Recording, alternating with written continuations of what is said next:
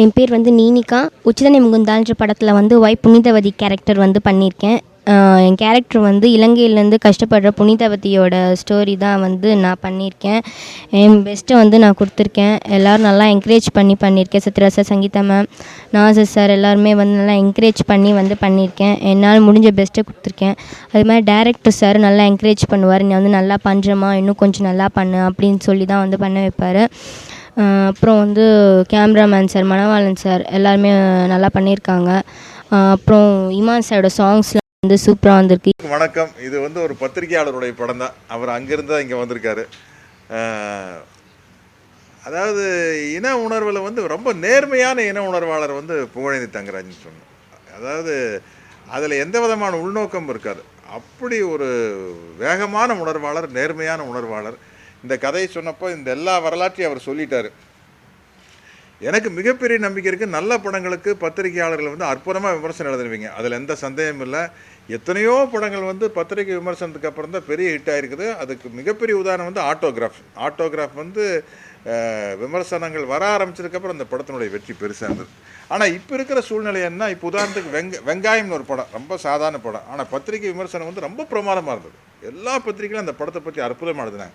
ஆனால் இன்றைக்கி இருக்கிற சினிமாவில் என்ன ஒரு சின்ன சிக்கல்னா, இந்த க்ரௌட் புல்லிங் ஹீரோ, அதாவது உள்ள மக்களை வர வைக்கிற அந்த வியாபார தன்மையுள்ள கதாநாயகர்கள் இல்லாத படத்துக்கு வந்து ஓப்பனிங் இல்லை. இப்போ நான் அந்த லிஸ்ட்டில் கிடையாது. நான் எல்லாம் பச்சையாக ஒத்துக்கிறாள். இது முழுக்க இந்த பொண்ணோட படம். இந்த படத்துக்கு நீங்கள் அற்புதமாக விமர்சனம் எழுதுவீங்க, அந்த நம்பிக்கை இருக்குது. நான் என்ன சீக்கிரம் எழுதிருங்க அப்படிங்கிறேன். சீக்கிரமே நீங்கள் வந்து இப்போ என்ன, ஒரு படத்தை வந்து ஒரு வாரத்துக்குள்ளே தூக்கி விட்டோம்னா தான் உண்டு. இல்லைன்னா வந்து தொடர்ந்து படங்கள் வந்துக்கிட்டு இருக்குல்ல, தியேட்டர் கிடைக்காத ஒரு பெரிய பிரச்சனை இருக்குது. அதனால் கண்டிப்பாக ஏன் அந்த நம்பிக்கையோடு சொல்கிறேன்னா, இந்த படத்துக்கு நீங்கள் சீக்கிரம் விமர்சனம் எழுதணும்னு கண்டிப்பாக நல்லாத்தே எழுதுவீங்க அப்படிங்கிற நம்பிக்கையில். சில படம் நான் நடித்த படத்தில் ஐயோ விமர்சனம் சீக்கிரமே எழுதிட்டா என்னடா வம்பா போயிருந்தேன்னு ஒரு பயம் இருக்கும். இந்த படத்துக்கு அந்த பயம் கிடையாது. ஏன்னா அது வந்து 1200 பேர் ஆல்பர்ட் தியேட்டரில் உட்காந்து பெண்கள்லாம் இந்த குழந்தையை கட்டி பிடிச்சி அழுதுட்டாங்க. அதனால் ரிசல்ட் எங்களுக்கு வந்துருச்சு. ஒரே விஷயத்தை மக்கள்கிட்ட கொண்டு போய் சேர்க்குறது. வியாபார ரீதியாக இந்த படம் மிகப்பெரிய வெற்றி அடையும் அப்படிங்கிறதுக்கு ஒரு மிகப்பெரிய நம்பிக்கை வந்து ஜெமினி நிறுவனம் இந்த படத்தை வாங்கியிருக்கிறது தான். மனோகர் பிரசாத் அவர் வந்து ராத்திரி 2 மணிக்கு நம்ம படம் பார்த்தார்ல, ராத்திரி 2 மணிக்கு பார்த்துட்டு அவர் வந்து ரொம்ப பிஸியான ஒரு பிஸ்னஸ்மேன். அவர் நைட்டு 2 மணிக்கு உட்காந்து இடைவேளையே விடாமல் இந்த படத்தை பாட்டு ஜெமினி வந்து உலகம் பூரா ரிலீஸ் பண்ணுது அப்படின்னு சொல்கிறார். ஏன்னா அவங்களுக்குள்ள ஒரு வியாபார நோக்கம் இருக்குது. ஏன்னா இன்றைக்கி தமிழ்நாட்டில் இருக்கிற ஒரு மிகப்பெரிய வியாபார அட்ராக்ஷனோடு வர படம் வந்து நண்பன் படத்தை அவங்க தான் தயாரிக்கிறாங்க, சங்கர் சார் இயக்கத்தில். ஸோ அவர் வந்து இந்த படத்தை வந்து நாங்கள் ரிலீஸ் பண்ணுறோம் அப்படிங்கும்போது இந்த படத்தினுடைய பிஸ்னஸ் கேரண்டி கண்டிப்பாக கிடச்சிருச்சு. அதனால் நீங்கள் வந்து சீக்கிரமே விமர்சனம் எழுதுனா ஏன்னா இந்த படம் வந்து சர்வதேச சமூகத்துக்கு நம்ம ஈழ மக்களினுடைய அவலத்தை, அந்த வலியை கொண்டு போகிற படம். இப்போது உலகம் பூரா எல்லா நாட்டிலையும் வந்து வழக்கு பதிவு செஞ்சுருக்காங்க. லண்டனில், ஐரோப்பிய நாடுகளில், ஆஸ்திரேலியாவில் எல்லா இடத்துலையும் வழக்கு பதிவு செஞ்சுருக்காங்க. அந்த நேரத்தில் வந்து இந்த படம் வந்து எல்லாத்துக்கும் ஒரு ஊக்கத்தையும் உற்சாகத்தையும் கொடுக்குற மாதிரி இருக்குது இந்த ஒரு விஷயத்துக்கு. அதனால் வந்து இந்த படம் வந்து மிகப்பெரிய வெற்றி அடைய வேண்டியது வந்து இந்த நேரத்தில் அவசியமான ஒரு விஷயம். அதுக்கு ரொம்ப உறுதுணையாக இங்கே இருக்கிறவங்க எல்லாருமே. நான் தான் சொன்னேன், காசி ஆனந்தன் ஐயா அவருடைய இருப்பாய் தமிழா நெருப்பாய் தான் உலகத் தமிழர்களின் தேசிய கீதம். அதுதான் அந்த பாட்டு. எல்லாருமே சொல்லிட்டார் அவர். லண்டனில் முதல் இசை வெளியீட்டு விழாவில் இமான் பாடினப்போ மொத்த ஆடிட்டோரியம் எந்திரிச்சுன்னு அழுதுருச்சு. அவ்வளோ அற்புதமாக வந்திருக்குது பாடல். இதுக்கு மேலே சொல்கிறதுக்கு ஒன்றும் இல்லை. இந்த பொண்ணுக்கு கண்டிப்பாக நீனிக்கான்னு பேர் வச்சுருக்கோம். நீர் நிலம் காற்று, அதை வச்சு நீனிக்கான்னு பேர் வச்சுருக்கு இந்த பொண்ணுக்கு. இந்த பொண்ணு தான் ஒய் புனிதவதியாக நடிச்சிருக்காங்க. கண்டிப்பாக தேசிய விருது கிடைக்கும் அப்படிங்கிற நம்பிக்கை இருக்குது. அது போட்டிக்கு வர படங்களை பொறுத்து தான் நம்ம சொல்ல முடியும். ஆனால் இப்போ நாங்கள் பார்த்த வரைக்கும் நிச்சயமாக இந்த பொண்ணுக்கு தேசிய விருது கிடைக்கிறதுக்கான வாய்ப்பு இருக்குது. அவ்வளோதான் சொல்லணும். அது மாதிரி புகழேந்தி தங்கராஜ் சார் சொன்ன மாதிரி எல்லாரும் வந்து இந்த படத்துக்கு சொன்ன உடனே எந்த தயக்கம் இல்லாமல் மிகப்பெரிய ஒத்துழைப்பு. தம்பி சீமானுடைய ஒத்துழைப்பு நம்ம சொல்ல வேண்டாம்னா, அவங்க வந்து நம்ம ஆள். எல்லாருமே சொல்கிறேன், ஒரு சினிமாவாக பார்க்குறவங்களே இந்த படத்துக்கு மிகப்பெரிய ஒத்துழைப்பு கொடுத்துருக்காங்க. இப்போ நானோ சீமானோ காசி ஆனந்தன் ஐயாவோ பங்களிப்புங்கிறது வந்து ஒரு பெரிய விஷயம் இல்லை. அத்தனை பேரும் நாசரெல்லாம் வந்து எப்போ கூப்பிட்டாலும் வந்து பிரமாதமாக நடிச்சிட்டு போனார். அதேமாதிரி சங்கீதா, அவங்க லட்சுமி, இந்த படத்தில் ஒரு ஒவ்வொரு கேரக்டர்ஸும் ரொம்ப பிரமாதமாக ஏன்னா யார் என்ன பண்ணாலும் இந்த பொண்ணோட படம் தான். யார் எந்த ஈகோவும் பார்க்காம ஒரு படம் இந்த நேரத்தில் சர்வதேச சமூகத்துக்கு சொல்லப்பட வேண்டிய செய்தி இந்த படத்தில் அழகாக சொல்லப்பட்டிருக்கு அப்படிங்கிற கடமை உணர்ச்சியோடு எல்லோரும் நடித்து முடிச்சிருக்கோம். இல்லை ஐயா வந்து இந்த திரைப்படத்தோட கதை சொல்லி முடித்தோன்னே கண்டிப்பாக இதை வந்து செய்யணும் அப்படின்ற ஒரு மனசு இருந்தது. இதில் வந்து பணமோ பட்ஜெட்டோ இந்த மாதிரி எந்த விஷயமும் வந்து உள்ளே வரக்கூடாதுன்னு நினச்சேன். அதனால் முதல்ல அவர் வந்து இந்த மாதிரி உங்களுடைய சம்பளம் எவ்வளோ இந்த விஷயம் பேசும்போதே நான் ஐயாட்ட முதல்ல சொல்லிட்டேன், இது முதல்ல நம்ம பண்ணுறோம் அதுதான் முக்கியம், இது வந்து என்ன பட்ஜெட்ன்றதுலாம் வந்து முக்கியம் கிடையாது அப்படின்ட்டு. ஸோ அதுக்கு பிறகு தான் வந்து இந்த படத்துடைய ஒர்க்கில் ஆரம்பித்தோம். இது கண்டிப்பாக நான் பண்ண மற்ற படங்கள் வந்து இது வந்து ரொம்ப வேறுபட்டிருக்கு. மனசு ரீதியாக எனக்கு ரொம்ப இஷ்டப்பட்டு நான் வந்து இந்த படத்தில் வந்து வேலை செஞ்சுருக்கேன். ஒரு தமிழனாக பிறந்ததுக்கு இப்படி ஒரு படம் என் வாழ்க்கையில் பண்ணிட்டேன் ஒன்று அப்படின்னு நினைக்கிறது ரொம்ப சந்தோஷமாக இருக்குது. இதுக்கு பிறகும் இந்த மாதிரி படங்கள் எனக்கு வரும்போது கண்டிப்பாக நான் வந்து ஏற்றுக்கிட்டு கண்டிப்பாக நான் பண்ணுவேன். அதுக்கு ஒரு சின்ன ஒரு ஆரம்ப புள்ளியாக அந்த படம் இருக்குதுன்னு நினைக்கும் போது ரொம்ப சந்தோஷமாக இருக்குது. இது போன்ற படங்கள் சினிமாவில் இன்னும் நிறைய படங்கள் வந்து வரணும்.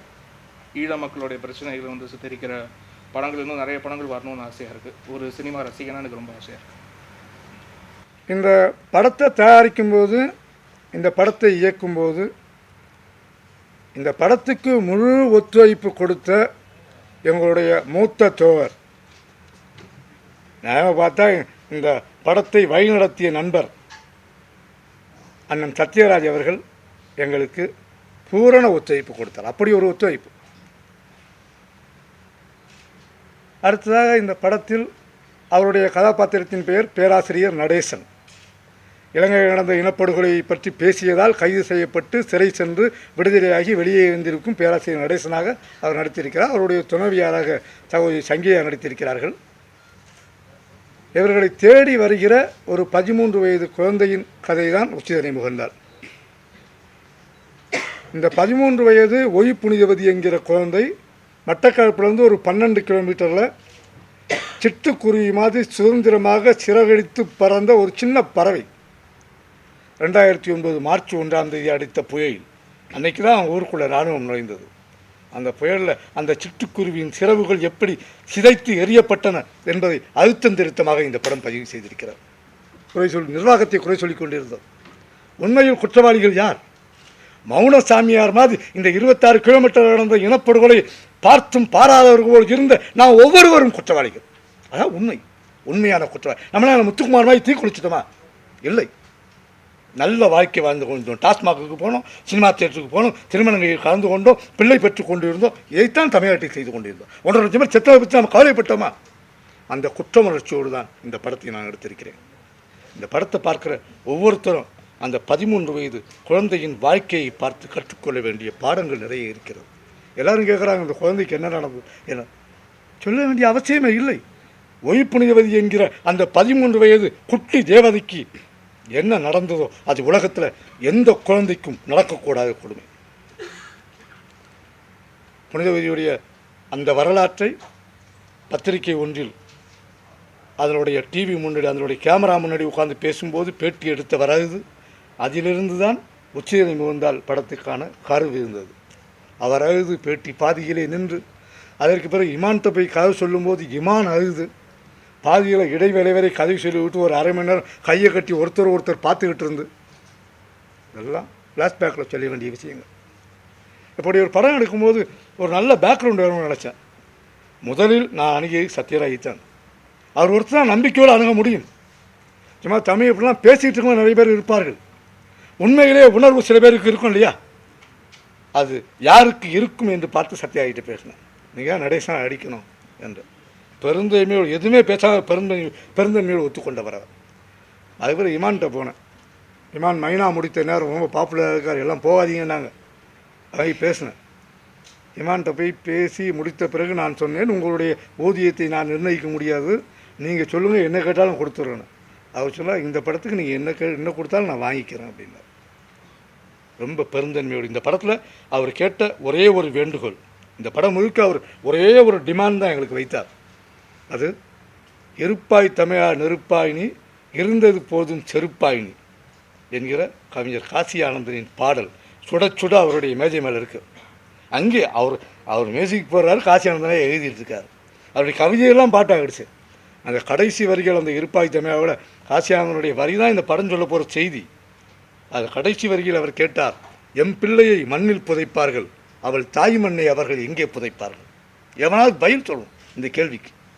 நீ 1.5 லட்சம் பேரை கொன்னுடு, 25 லட்சம் பேரையும் கொன்னுடு, அந்த தாய் மண்ணை நீ எங்கடா புதைப்பீங்க அப்படின்னு கேட்கணும் இல்லையா? அந்த கேள்வியை அந்த வரிகள் கேட்டன. எழுதி முடித்தவுடன் இமான் எழுந்து நின்று கேட்ட ஒரே ஒரு டிமாண்ட் தான் இந்த படம் முழுக்க இமான் கேட்ட டிமாண்ட். இமான் சொன்னார், இந்த பாடலை நான் பாடுகிறேனே என்று கேட்டார். நான் பாடுறேன். அந்த பாடலுக்கு இமானுடைய குரல் எப்படி உயிரூட்டியது என்பதை லண்டனில் இந்த படத்தோட ஆடியோ ஃபங்க்ஷன் நானும் சத்யராஜ் சாரும் முதல் ரோட உட்காந்துருக்கோம். 2வது முறை அந்த பாடலை பாட சொல்லி கேட்குறாங்க. இமான் மைக்கோட வந்து நிற்கிறார். 2வது முறை பாடப்போகிறார். வந்து நிற்கிறாரு. தடதடன்னு ஆடிட்டோரியமுக்கு சத்தம். கிராய்டனில் ஒரு பெரிய அரங்கம், ஃபேர்ஃபீல்டு ஹால்ஸ்னு. எல்லோரும் என்னன்னு திரும்பி பார்த்தா ஒட்டுமொத்த ஆடிட்டோரியம் எழுந்து நிற்குது. பாடவே ஆரம்பிக்கல, ஆடிட்டோரியம் எழுந்து நிற்குது. அப்புறம் நான் சத்யராஜ் சார்லாம் எழுந்து நின்னோம். பாடிக்கொண்டு இருக்கும்போது திரும்பி பார்த்தா 2வது ரோலுக்கு பெரிய பெண்கள்லாம் கண்ணீர் விட்டு கொண்டு இருப்பதை பார்க்கும்போது கண்ணீர் விட்டுட்டு தான் அந்த பாடலை கேட்டார். இந்த படம் என்ன விளைவை ஏற்படுத்தும் என்பதை தெரிந்து கொள்வதற்காக ஒரு 1100 பேரை கூப்பிட்டு ஆல்பர்ட் தியேட்டரில் ஒரு லிட்மஸ் டெஸ்ட் மாதிரி ஒரு ஷோ நடத்தணும். பல தரப்பில் இருக்கும் அவளை கூப்பிட்டு. தமிழச்சி தங்கப்பாண்டியன் ஆரம்பித்து பலரும் ஒரு 1100 பேரை கூப்பிட்டு காட்டினார். இந்த படம் பார்த்த பிறகு இந்த குழந்தை நீனிகா, ஒய் புனிதவதியாக நடித்திருக்கிற நீனிகா என்கிற இந்த குழந்தையை கட்டிப்பிடித்து அழுத பெண்கள் மட்டும் ஒரு 300 பேர் இருப்பாங்க. அதுக்கு பிறகு இந்த குழந்தையுடைய சோகம் ஆரம்பிக்கிறது. இந்த படம் பார்க்குற ஒருத்தரும் புனிதவதியோடு சேர்ந்து சிரிப்பீர்கள், புனிதவதியோடு சேர்ந்து அழுவீர்கள். நீங்கள் அழ வேண்டுன்றதுக்காக ஒரு படம் எடுத்துருக்கோம். மகள் கழிச்சு அழணுன்றதுக்காக படம் எடுத்துருக்கோம். இது பொழுதுபோக்குவதற்காக அல்ல, அழுது தீர்ப்பதற்காக ஒரு படம். நீங்கள் அழணும். நீங்கள் செய்த துரோகத்துக்கு, நீங்கள் மௌனமாக இருந்த அந்த குற்ற உணர்ச்சிக்கு பதில் சொல்வதாக அந்த கண்ணீர் இருக்க வேண்டும். அந்த கண்ணீர் தூயில் அந்த பாவம் கழுவப்பட வேண்டும். அதுக்காக தான் இந்த படம். இந்த குழந்தையை பார்க்குறவங்க எல்லாரும் சொல்கிறாங்க, அந்த விருது வாங்குவா, இந்த விருது வாங்க, படம் பார்க்கணும்னு சொல்கிறாங்க. நான் எந்த விருதையும் பெரிதாக நினைக்கவில்லை. படம் பார்த்து விட்டு அந்த 300 பெண்கள் வந்து அழுதார்களே, அந்த ஒவ்வொரு கண்ணீர் துளியும் அவளுக்கு கிடைத்த விருது என்று நான் நினைக்கிறேன். படம் பார்க்குற அத்தனை பேரும் அப்படி தான் சொல்கிறாங்கன்னா, அப்படியே உள்ளே அழுத்து இழுத்து கொண்டு செல்கிற இசை, முழுக்க ஃப்ரேம் பை ஃப்ரேம் இசையால் இழுத்திருக்கிற அந்த இமான். சத்யராஜ் சார் சொன்னார், லீ படத்துக்கு அவர் எப்படி போட்டாருன்னு என்கிட்ட முதல்ல சொன்னார். இமான் தான் சரியான சாய்ஸ்னார். என் படத்தில் ஃப்ரேம் பை ஃப்ரேம் இழுத்து கொடுத்திருக்கிற அந்த இமான். ஆனால் இந்த படம் ஒரு இமானுடைய படமாக இருக்க வேண்டும், ஒரு நீனிகாவுடைய படமாக இருக்க வேண்டும் என்று தான் நாங்கள் அத்தனை பேருமே நினைக்கிறோம். எங்கள் யாருக்கும் அடையாளமே வேண்டாம். இந்த படத்துடைய வெற்றி அப்படித்தான் பதிவு செய்யப்பட வேண்டும் என்று நாங்கள் நினைக்கிறோம். இந்த படத்துடைய வெற்றிக்கு பத்திரிகையாளர்களே உங்கள் ஒவ்வொருவருடைய ஒத்துழைப்பும் இருக்கும். ஆனால் என்ன உங்களுக்கு தெரியும், உங்களை எனக்கு தெரியும். அதை வந்து எவ்வளோ ஜென்யூன் அட்டன் பண்ணியிருக்கோம் அப்படின்றத விவரிக்க வேண்டிய அவசியமே இல்லை. நான் எல்லாம் சொல்ல வேண்டிய அவசியமே இல்லை. நான் சொல்லி நீங்கள் தெரிஞ்சிக்க வேண்டியது, நீங்கள் சொல்லி நான் தெரியும். எனக்கு தெரிந்தது உங்களுக்கு தெரியும், உங்களுக்கு தெரிஞ்சது எனக்கும் தெரியும். அதை சொல்ல வேண்டிய அவசியமே இல்லை. உங்களுடைய ஒவ்வொருவருடைய பங்களிப்பும் இந்த படத்தின் வெற்றியை 100 மடங்கு உறுதி செய்ய வேண்டும் என்று நினைக்கிறோம். 16ஆம் தேதி படம் வெளியாகிறது. தமிழின் முன்னணி திரைப்பட நிறுவனமான தரமான திரைப்படங்களை தமிழ் கூறும் நல்லுலகுக்கு கொடுக்க வேண்டும் என்று உறுதியோடு செயல்படுகின்ற ஜெமினி நிறுவனத்தின் எம்டி மனோகர் பிரசாத் அவர்கள் படம் பார்த்த பிறகு எங்களுக்கு மிகவும் ஆணித்தரமான நம்பிக்கை வந்தது. அந்த மனிதர் எங்களுடைய கரத்தை பற்றி இந்த படத்தை ஜெமினி வெளியிடும் என்று சொன்னபோது எனக்கு உண்மையாக உணர்ச்சி வசப்பட்டார். இப்படி ஒரு படத்தை ஜெமினி வாங்கி உலகம் முழுக்க கொண்டு போகும்போது இந்த படத்துடைய ரீச் எப்படி இருக்கும்னு எனக்கு தெரியும், பத்திரிகைகளுக்கும் தெரியும். அதனால் ஜெமினி என்கிற அந்த மேன்மை மிகு நிறுவனத்துடைய இலச்சினையை தாங்கி இந்த படம் வெளியாகிறது. இந்த படத்துடைய வெற்றிக்கு உங்கள் ஒவ்வொருடைய ஒத்துழைப்பும் வேண்டும்.